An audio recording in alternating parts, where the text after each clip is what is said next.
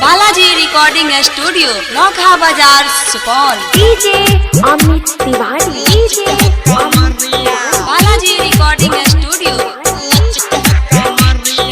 चला ये साल ही पहिल सरिया देवघर नगरिया लचके कमरिया।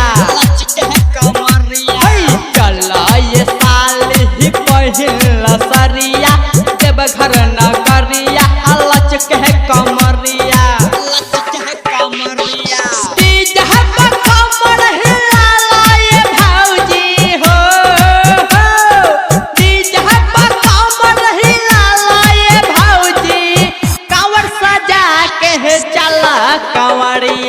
चला ये साल ही पहिल सरिया देवघर नगरिया लचके कमरिया।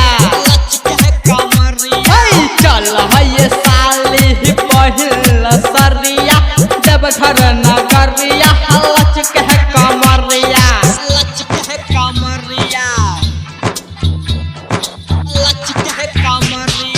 DJ Amit Tiwari, Amit Tiwari, Balaji recording studio Naukha बाजार सुपौल।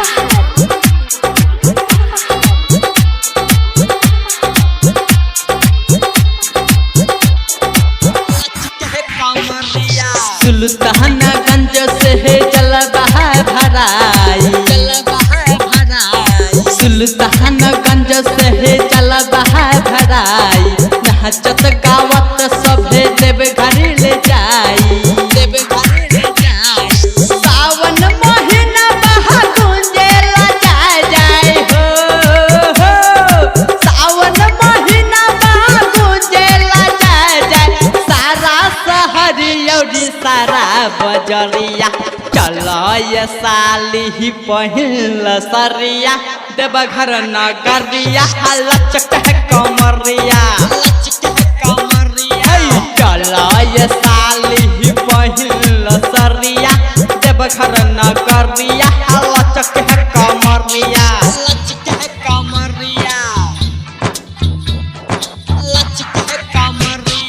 डीजे अमित तिवारी, अमित तिवारी, अपहर। बालाजी रिकॉर्डिंग स्टूडियो नौखा बाजार सुपौल। साउंड बढ़ा के गहना बजाई। साउंड बढ़ा के गहना बजाई। संगे संगे भौजी कहमर हिलाई। दीपेश बिहारी मुरलीधर यादव हो। दीपेश बिहारी मुरलीधर यादव बांधिल तू माथे पगरिया। चला ये साल ही पहिल सरिया देवघर नगरिया लचके कमरिया। चला ये साल ही पहिल सरिया देवघर नगरिया लचके कमरिया। डीजे पे कमर हिला ये साली हो। डीजे पे कमर हिला ये साली। कंवर सजा के चला कंवरिया। चला ये साल ही पहिल सरिया देवघर नगरिया लचके कमरिया। बालाजी रिकॉर्डिंग स्टूडियो नौखा बाजार सुपौल।